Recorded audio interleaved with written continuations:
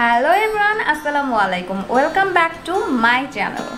So আপনারা already জানেন যে আমি বিভিন্ন ধরনের প্রোডাক্ট নিয়েও রিভিউ করে থাকি। আমার কাছে মানে বেস্ট ইউজ যেটা মনে হয় যে ইউজ করে আমার কাছে বেস্ট লেগেছে, স্পেশালি আমি সেই প্রোডাক্টগুলোর রিভিউ করা ট্রাই করে থাকি। সো তেমনি আমি আজকেও একটি বেস্ট প্রোডাক্ট নিয়ে আপনাদের সাথে রিভিউ করতে চলে এসেছি।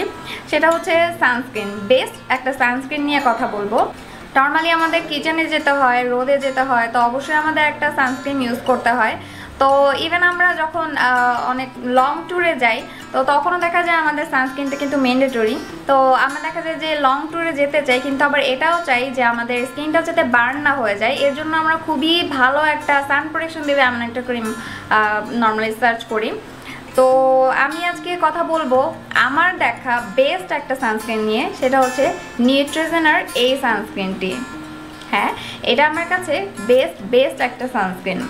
সো নর্মালি অনেকে বলে যে আমার মুখে সানস্ক্রিন স্যুট করে না, বাম্পস হয়, অ্যাকনি হয়, র্যাশ হয়, আরও বিভিন্ন ধরনের প্রবলেম দেখা যায়, কালো হয়ে যায়, অয়েলি হয়ে যায়।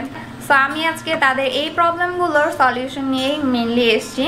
তো এখন ফার্স্টেই বলে দিই এটার প্রাইস সম্পর্কে। এটার প্রাইস আমার এক্স্যাক্টলি মনে নেই আমি কত দিয়ে কিনেছিলাম, বাট 850 থেকে 1000-এর মধ্যেই এটা পারচেস করা যাবে। আর এর মধ্যে প্রোডাক্ট আছে হচ্ছে 88 ml। আর এখানে বলা হয়েছে Neutrogena ultra shade dry touch sunblock SPF 50+। এটি SPF 50+ দেওয়া আছে, মানে এটা হচ্ছে সান প্রোটেকশন ফ্যাক্টর যেটা, সেটা হচ্ছে 50+ পর্যন্ত কাজ করবে। আর এটা হচ্ছে ড্রাই টাচ সানস্ক্রিন। স্কিনে দেওয়ার পর ড্রাই লাগে, কিন্তু দেখা যায় যে অনেকটা গ্লেসি একটা ভাব আসে। তো এই গ্লেসি ভাবটা দেখা যায় যে অয়েলি স্কিনের ক্ষেত্রে আই থিঙ্ক বেশি আসে, ড্রাই স্কিনের ক্ষেত্রে খুব একটা আসে না। তাও যাও আসে ওটা কিন্তু আমরা দেখা যায় যে পাউডার দিয়ে সেট করে নিলেই হয়ে যাচ্ছে, অতটা মানে গ্লেসি ভাব আসে না তাহলে আমাদের স্কিনে। আর এটা অবশ্যই ডার্মাটোলজি টেস্টেড। আর সানস্ক্রিন কিন্তু স্কিনটাকে রিপেয়ারও করে। আর এটা স্কিনে দেওয়ার সাথে সাথে খুব ভালোভাবে স্কিনের সাথে মিশে অ্যাবজর্ব হয়ে যায়। আর ড্রাই স্কিনের জন্য বেস্ট। আর অয়েলি স্কিনের জন্য দেখা যায় যে সামার টাইমটাতে একটু প্রবলেম হয়, দেখা যায় যে টি-জোনটা একটু ঘেমে যায় বা অয়েলি হয়ে যায়। তো আপনাদের ক্ষেত্রে যেটা বলবো সেটা হচ্ছে যে আপনারা খুব ভালো যে কোনো ধরনের একটা পাউডার যদি পাফ করে নেন তাহলে দেখা যাবে যে মানে খুব সুন্দরভাবে সানস্ক্রিনটা সেট হয়ে থাকবে। আর সানস্ক্রিনটা আপনারা কতক্ষণ পরপর রিঅ্যাপ্লাই করেন সেটা অনেকের কোয়েরি করে থাকেন। তো সানস্ক্রিন যে কোনো ধরনের সানস্ক্রিন নর্মালি 2 থেকে 3 ঘন্টা পরপর রিঅ্যাপ্লাই করতে হবে। সো সানস্ক্রিনটা অ্যাপ্লাইয়ের পর আপনি যদি চান যে আপনার স্কিনটা ম্যাট থাকুক, ম্যাট একটা ফিনিশিং আসুক, তাহলে আপনি অবশ্যই এর উপরে পাউডার পাফ করে নেবেন। তাহলে সানস্ক্রিনটা উঠে যাবে না বা আপনার স্কিনটা অয়েলি হয়ে যাবে না। আর ঘেমে নিলেও আপনি একটা টিস্যু দিয়ে জাস্ট প্রেস করে নিতে পারেন, তাহলে অয়েল প্লাস সোয়েটিং দুইটাই আপনার উঠে যাবে। সো ওতে দেখা যাবে যে আপনার সানস্ক্রিনটা লং লাস্টিং হবে। সো সবশেষে বলবো যে সানস্ক্রিন হচ্ছে স্কিনের জন্য ম্যান্ডেটরি। আপনি যতই বিউটি প্রোডাক্ট লাগান, যত ধরনের স্কিন ব্রাইটনিং বলেন, স্কিন হেলদি করার জন্য ক্রিম বলেন, যত কিছুই লাগান না কেন, দিন শেষে যদি আপনি একটা সানস্ক্রিন ভালো ইউজ না করেন তাহলে কিন্তু আপনার সব কিছুই বৃথা গেল। আপনার স্কিনটা দেখা যাবে ড্যামেজ হয়ে যাওয়ারও পসিবিলিটি থাকবে।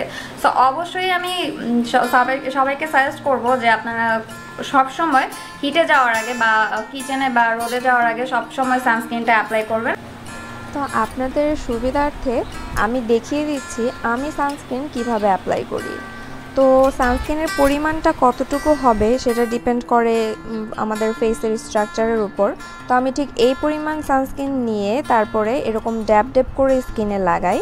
তো সানস্ক্রিনের পরিমাণটা এমন হবে যাতে স্কিনে একটা মোটামুটি লেয়ার তৈরি হয়।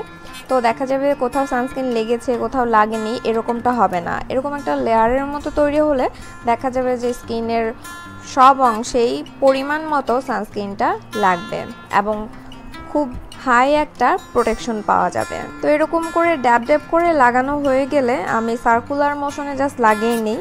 তো এখন দেখতেই পাচ্ছেন যে অনেকটা গ্লেসি হয়ে আছে আমার ফেসটা, বাট এটা কিন্তু একদমই অয়েলি হয়ে নেই, জাস্ট এটা দেখতে গ্লেসি লাগছে, আমার স্কিনে খুব ভালোভাবে মিশে গিয়েছে। তো এর জন্য আমি একটা পাউডার দিয়ে এখন জাস্ট পাফ করে নিচ্ছি। আপনারা যে কোনো ধরনের পাউডার বা আপনাদের যে ফেস পাউডার আছে সেগুলোও অ্যাপ্লাই করতে পারেন। তো তো সানস্ক্রিনের উপর দিয়ে এগুলো এরকম করে অ্যাপ্লাই করলে দেখা যায় যে স্কিনটা একদমই ম্যাট হয়ে যায়।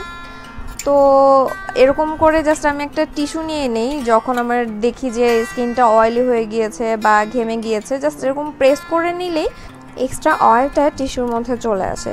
তো মেকআপের সময় অবশ্যই আগে ময়শ্চারাইজার, দেন সানস্ক্রিন, দেন হচ্ছে আমরা মেকআপ প্রোডাক্টগুলো ইউজ করব।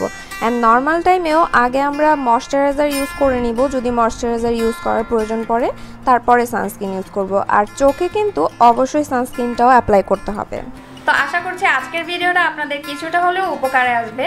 তো চ্যানেলটিকে অবশ্যই সাবস্ক্রাইব করতে ভুলবেন না। আর দেখা হবে নেক্সট ভিডিওতে। আমি প্রতিদিনই নতুন নতুন ভিডিও দিয়ে থাকি, তো অবশ্যই আমার ভিডিওগুলো আপনারা চেক করবেন আশা করছি।